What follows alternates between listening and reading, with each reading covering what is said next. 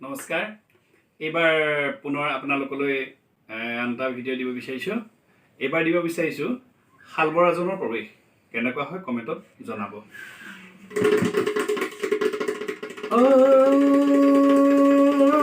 Hari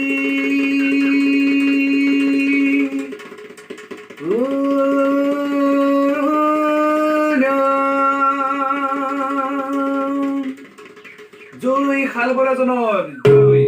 জয় শালবৰাজনৰ জয় জয় শালবৰাজনৰ জয় জয় জয়